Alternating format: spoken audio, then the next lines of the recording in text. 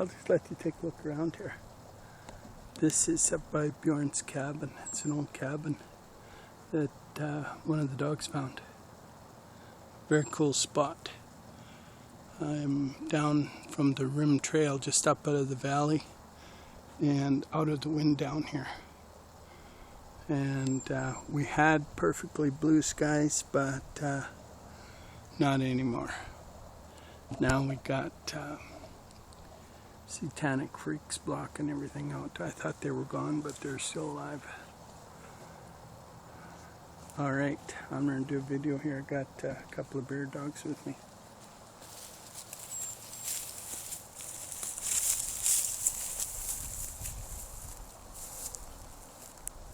Let's turn that up a little bit.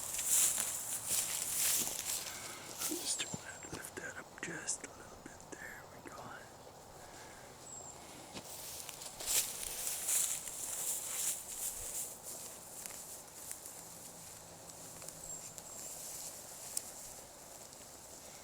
This is probably like video 750. If it ain't, it's 751. Pretty excited about that little milestone, let me tell you. I've got a couple of bear dogs up here with me today. I got Teeko and Kai. And of course, you probably all know I raise bear dogs. I raise remote terrain hiking dogs. I'm a remote terrain dog handler and dog breeder. Largest outcome breeder in North America. Only Swedish outcome breeder in North America. I got pups now that can go to good handlers. If you want a good bear dog, now's the time to talk to me. I picked this spot today. We were hiking. I wanted to come here because one of the greatest little bear dogs I ever placed was Bjorn, and he found this cabin. I was training him up here with Teeko's brother Mon, and I was doing a video, and they both come down here, and I went to look, and here Bjorn found this old cabin, so I call it Bjorn's cabin. Teeko. And Bjorn is a son of Luna, which is the full sibling sister to Teeko. Teeko is Mon's brother, full brother, son of Tekla and Dakota. I got Kai here too, this phenomenal bear dog, this dog. Kai's world class as well. Now, of course, I got a story to tell you about somebody hiking in bear country with my dog and somebody hiking in bear country without my dog. This lady here, she's alive and well to talk about her encounter with the bear charging her because of her dog. She's got Finn, and he's just a miraculous bear dog, of course, old world lineage, right? Same lineage as these dogs. And Finn just stepped right in front and got in front of the charge and handled that and dealt with that, and the bear's gone. And the lady's hiking on home. You know, it's all good. She's at home, she's got a great dog. Fed him a big T-bone steak, and he was happy.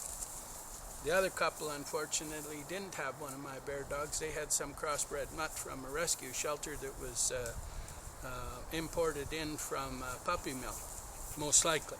I can't guarantee that aspect, but it sure wasn't one of our dogs, put it that way. We know that much. And demise.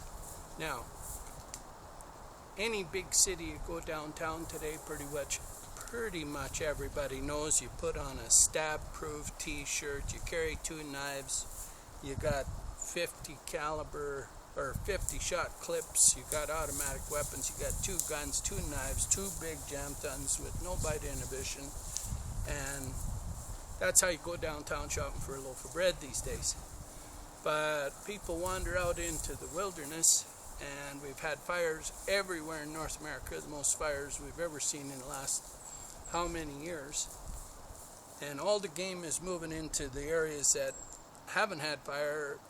There's 10 times, 20 times the amount of game in there, and there's not that much food, and they got to keep moving and this and that, and they're getting hungry and they're getting upset, and a whole lot of changes in their life and everything like that.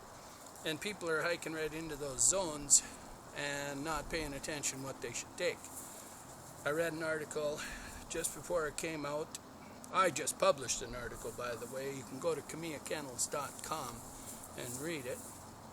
But I've been doing some survival series videos, survival dog series videos, talking about this very thing, that You go out here and there's a number of things happening that are not normal, and you got to take with you a pretty good dog. Kai, come by me. Kai, come. It's easy to travel with a good dog. This is an exceptional dog. Light, easy to load, easy to get out of the truck. She can jump in and out. You can go to any campsite in the world. She doesn't bother nobody. He doesn't bother nobody. This dog looks after you all day long, and this is all it is. Totally fearless dog, comes between you and a bear. Treat a bear like nothing. Just give you time to get out of there, all that stuff. So these are bear dogs. Now, I got the gem tons too. These are original lineage bear dogs. They're extremely good. Now, I'm not an expert on bear, but I know who is. And there's a guy in the Yukon. He's lived with grizzlies for 40 years. And he has a camp right on the forks of the river there in the Yukon. And he brings people in to film and watch those grizzlies and film them. They're all wild. And at different times, there's multiple bears there, upwards of 10, 20, 30, sometimes 40. But there's always bears there. And this time of year, of course, great time to go up to that camp. You will get to witness them. And he's spent years and years with grizzlies. Now, lots of his grizzlies, he knows them by name. He's named them, given them names so he recognizes them over and over every year. Some of them come 12 years or more, some even longer, way longer. And Phil is an expert in grizzly behavior, grizzly management. Not that he's managing the grizzlies, he's just in amongst them. And he knows how to behave around them, he knows what the tendencies are, all of that. Now, guess whose dog he's got, right? Yeah, one of mine. He has Teeko's sister, Vada. He has her pup. And Tekla's son was the father of that pup. So, Vada is a half sister to Teeko. Loki's a half brother. And Tucker is the dog that he has. Vana's brother, full brother, same letter. Now, he could go anywhere he wants in the world and get a dog. He could get any dog he wants. It's highly crucial that he has the very best dog, of course. He's got people sitting right here and grizzlies fishing right here. He's got people sitting right beside him, and there's grizzlies. They're walking right behind him and out here. They're right here. They're all along the thing here. There's grizzlies catching fish, and they're just sitting right here. I've seen on the videos that he's shown me where the old mama grizzly will leave two cubs play right there. She'll walk around and go upriver and fish and leave her two grizzly cubs right there with him and Tucker. She trusts them. Now, the bear dog is one to to keep aware of your surroundings and all of that. Now, for us that are hiking, with all the fires, all the game is moving, there's brand new game and predators in all kinds of areas that we're hiking in, and we haven't seen that much game in a long time because it moved down from the fire zones. That's a natural thing that happens with fire. That's not unknown. People know that. Now, not everybody knows that. However, when you're going into those areas, your chance encounters go higher.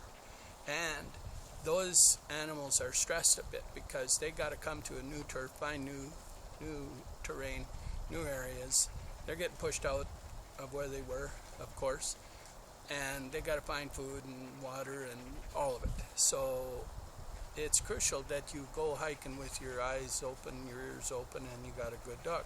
If you're going into those zones, it's kind of like the guy just walking downtown any city at night with no knives, no guns, no stab-proof shirts, no nothing, and no dogs. It's a disaster. Let's face it, everybody knows that. Don't go there.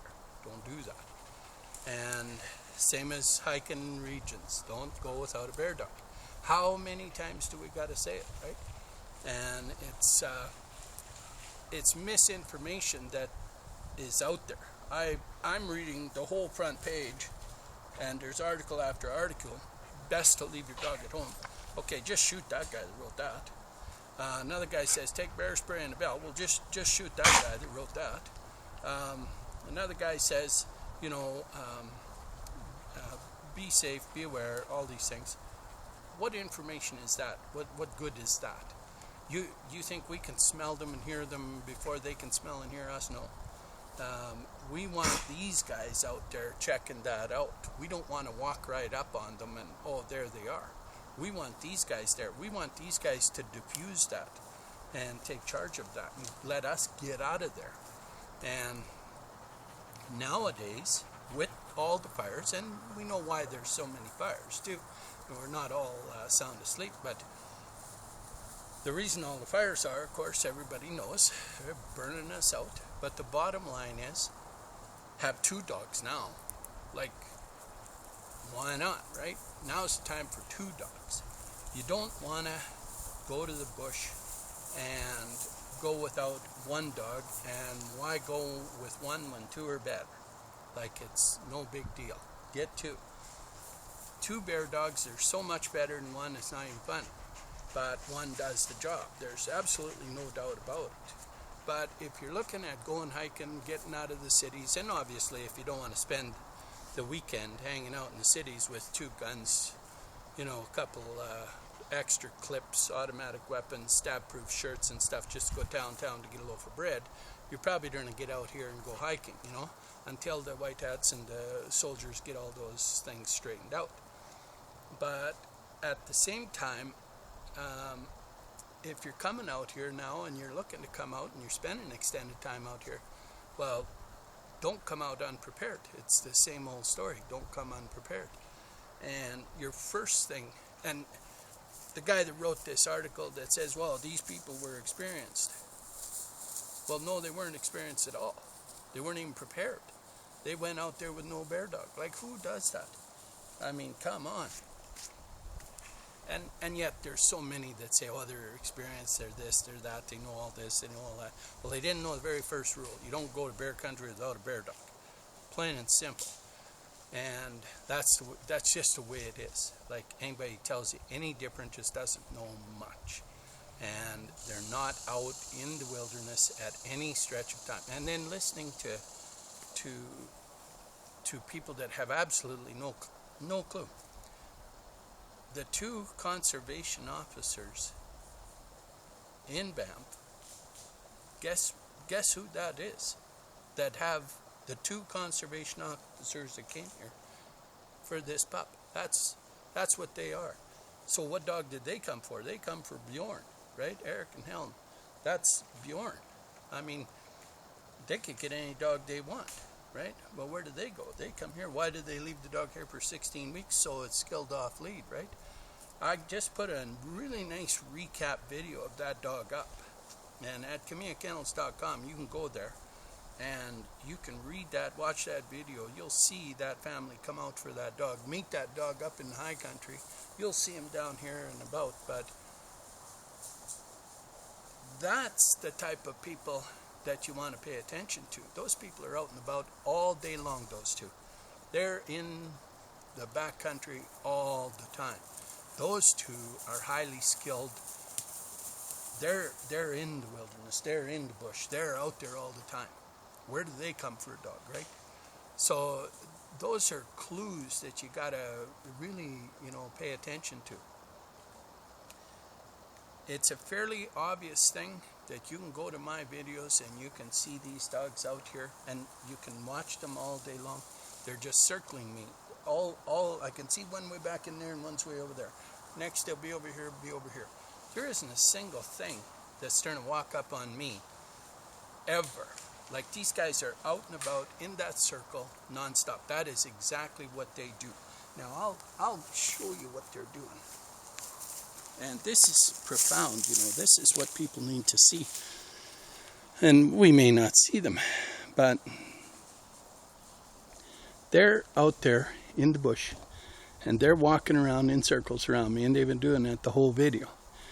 And that's their role. Every time I move, one's up, one's down, and one's in front, one's behind, and they're taking turns and they're just rotating in big circles. And they know long before me whatever's out there and about. They know way ahead of time. there's no chance that these guys are not picking up what's there. They're air scent dogs. And so they're out there moving. Now I'll see if I can bring them up for the video here. Kai, Teeko, come up.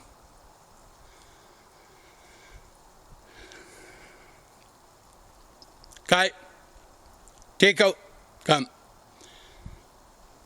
They think it's a big interruption because they're busy working. It's like an interruption for them, but they'll show up. So we'll just zero back in here. They'll show up here pretty soon. Come on, Kai. Teeko. So the trick with going out right now, for starters, bells and bear spray. Good luck with that. Come on. If you're wanting to be out and about in this, which you should be right now, because it's very healing, very peaceful, very relaxing, and if you're doing it right, it's very, very safe. But you got to do it correctly too, and you can't come out here and just abandon all common sense. Teeko, Kai, come. You can't abandon all common sense. We gotta help each other a lot, and I can share as much intel as I can, but at the same time, other people got to tell other people about the dogs too, and you got to tell them about, you know, safety and that. There's a lot of people got my dogs, a lot of people, and they can be telling others about these dogs and how they work. And, you know, perhaps we can help some of the other people out. We're going to have people coming out here that haven't been out here much. We're going to have people coming out here under the wrong intel, wrong training, wrong information. They're going to have problems. It's up to a bit of us to educate them properly too, to give them intel that will help them. Teeko, come on up, boy. And so it's up to us to try and help out a bit too. We can't just say, well, that was crazy, and not share a solution, not share better ideas, not share intel that's actually better. And that's one of the key things about sharing intel. You can't give out information that hasn't been proven over centuries. And bells and bear spring, come on. All the old boys in the old country had bear dogs. That's just the way it is. You go to the highest bear density regions, where did they all originate? Jämtland, Sweden, that sort of thing, Karelian district up in Finland, all those things like that. Those are the regions where there's high bear density. And so for centuries those guys wandered around with those dogs up there. Why? Because there's a lot of bear there. And so we got to just share that intel. And that's one of my goals in preserving this genetic, of course, is so that years and years and generations from now, people can still enjoy this, enjoy the interaction with the bears, see the bears, watch them, be happy with them, and have no problems. But they need this instinct intact. They need this dog intact. We need to have instincts that are not bred out. And so I'm a preservation breeder. I'm trying to preserve these dogs. In order to do that, I keep some, the best, what I think are good, and I sell the rest, obviously, because I can't keep them all. And lots of times I sell dogs that are better than the ones I keep. In many cases, it's just luck of the draw. I pick them, you know, say, okay, I'll keep that one. It's every bit as good as the other one, but over time you can tell, oh, that other dog is fantastic. But almost every dog I sell is the same. They're all fantastic. So here's the thing. Nowadays, we got to tell each other what we know, and we got to share good things and good facts and stuff we can back up. And telling somebody to leave your dog at home when you go to the bush must only be talking to people that don't have one of these. And then why didn't they tell them, get rid of that dog, or just get one of these with it? You can still have one of them other dogs if you want. I wouldn't. But you got to have one of these to go to the bush, or the Jämtlands, the Swedish dogs, right? Same deal. So from now on, just start sharing, be good, and if you're coming out here, hey, first thing in is the bear dogs, right? Get one of these babies right here. This is where it's at right there. Just get two of them. Get a match pair, and you got the world by the tail right then and there. Kamia Kennels. We got the ducks.